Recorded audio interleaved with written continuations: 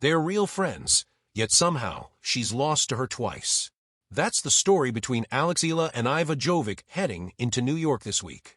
Roland Garros went to Jovic. Queen's Club did too, no contest. Now they meet again, in a city that never lets anyone off easy. Can Eala finally break through now? Stick around, we're diving into everything you should know. Where are you watching from tonight? And here's why this one feels different from every other early round matchup on the calendar. It's not just about rankings or seedings. This is the one opponent who has Eala's number, who has beaten her twice without dropping a single set, and who happens to be someone she genuinely likes off a court.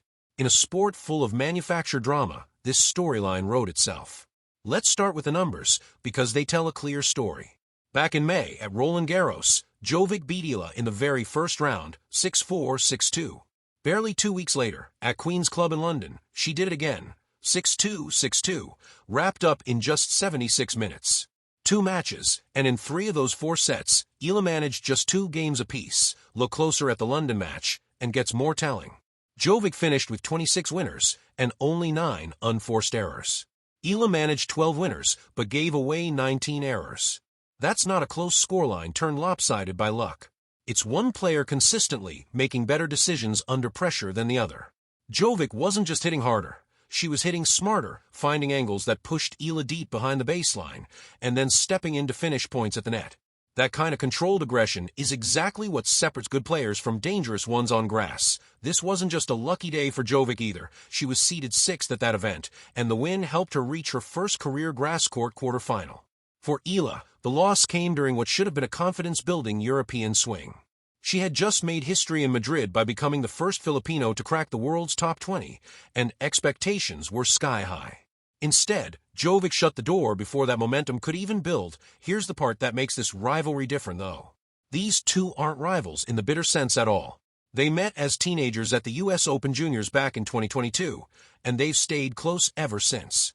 After beating Eala at Queen's, Jovic didn't gloat. She told reporters, quote, "There's no bad blood, we were just talking in the locker room, it's all good," end quote. Then she added something even more revealing. She said she wishes they could play each other at later stages of tournaments, not just early rounds where one of them has to go home fast. That single comment says a lot. Even Jovic sees this matchup as bigger than it's been so far. 2 early round exits don't do justice to what these two are capable of producing on a bigger stage. Which brings us to New York, where for the first time, the stage is about to get a whole lot bigger. New York is where this finally gets tested. Eala's already opened her tournament with mixed doubles, teaming up with Felix Auger-Aliassime against Alina Svitolina and Gael Monfils. That happened on August 25th. But the match everyone's actually waiting for comes 3 days later, on August 27th, when she and Jovic step out for the stars of the Open exhibition. Before we go further, if you're enjoying this breakdown, hit subscribe. This channel covers every twist in Alex Eala's US Open run, and you won't want to miss what happens next. Okay, back to the story. This exhibition isn't even her biggest test. Her real singles opener lands on August 30th, and that's where the actual ranking points, the actual pressure, and the actual rivalry history come crashing together.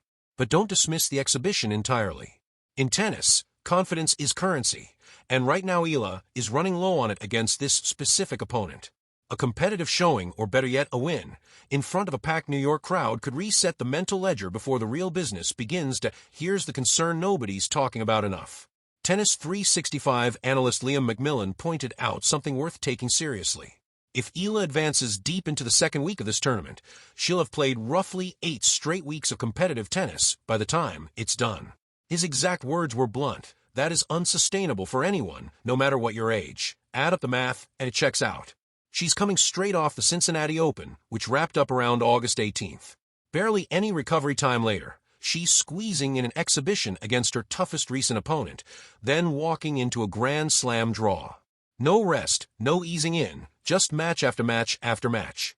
Most players use the week before a slam to recharge, hit practice courts, and study their first-round opponent. Eala is doing the opposite. She's playing high-intensity tennis against the one player who has beaten her most convincingly this year. That a win in the exhibition wouldn't count for ranking points, but it would still count for something bigger, proof, for the first time, that she can actually solve this matchup. So when people ask if this rematch even matters, remember what's actually stacked on top of it. Fatigue, history, and a friendship that's about to be tested one more time. So what would it actually take for Eala to flip this? Look back at those match stats from London. 19 unforced errors is the number that stands out. That's not bad luck, that's a pattern. Jovic plays clean, aggressive tennis and doesn't give away free points. If Eala wants a different result, cutting that error count in half is the real assignment, not some vague hope for a better day. Matching Jovic's aggression early on, instead of just waiting to see how points develop, could genuinely be the tactical difference this time around. That there's also a serve component that can't be ignored. In both previous meetings, Eala struggled to hold her delivery under pressure. Against a returner like Jovic, who stands close to the baseline and takes the ball early, a weak second serve is basically an invitation to attack. If Eala can improve her first serve percentage and add a little more kick to her second, she might finally get to play on her own terms instead of constantly defending. That there's also a mental piece here that numbers can't fully capture. Losing to a friend twice, in identical straight sets fashion, could easily turn into a mental block. Some players carry that kind of history onto the court without even realizing it. Others use it as fuel. Which version of Eala shows up in New York probably matters more than any tactical adjustment. For Filipino fans, this rematch carries weight beyond just one scoreline. They've watched her climb into the top 20, win a title in Washington, and fill stadiums wherever she plays. But this particular storyline, the one player who keeps beating her, has stayed unresolved through 2 straight losses. A win here wouldn't erase those defeats. It would just prove she can adjust, learn, and come back stronger against the toughest matchup on her schedule. Nobody can promise she wins this. She's playing some of the best tennis of her career, and friendship won't soften her game plan for even a single point. What we can promise is that this exhibition will tell us something real, something the scoreboard from May and June couldn't. Has Eala actually closed the gap, or does Jovic still have her number heading into the biggest tournament of the year? We'll find out August 27th, live from New York City. Hit subscribe so you don't miss the result. Drop a comment below. Who do you think wins this one, really? And if you're watching from the Philippines, let us know what time you're tuning in.